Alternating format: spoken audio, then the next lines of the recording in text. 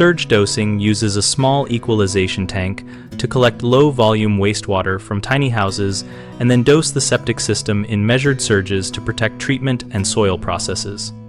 For a tiny house, install a surge or equalization tank sized to hold at least 1 to 2 days of average wastewater or a minimum of 50 to 200 gallons depending on household use and site constraints.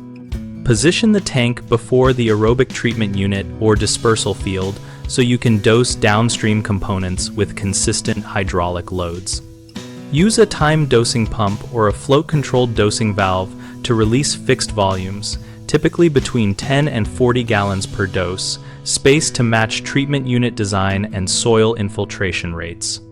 Program dosing intervals to avoid long idle periods and to limit very large single discharges after absences, and include a manual override for testing and maintenance.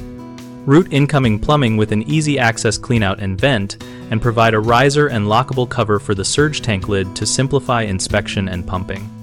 For power outage resilience, consider a low-energy effluent pump or a battery-supported timer and alarm, so dosing continues or notifies occupants when service is interrupted.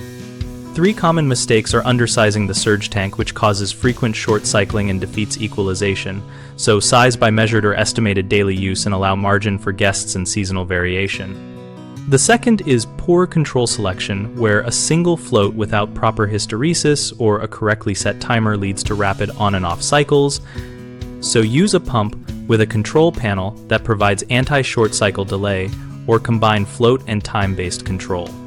The third is lack of maintenance access, which makes cleaning and repairs difficult and leads to neglect, so install risers, labels, and a service plan with periodic inspection and scheduled pumping. BigHomeProjects.com connects homeowners looking to manage low-flow septic challenges with local contractors who specialize in surge dosing and alternative on-site systems.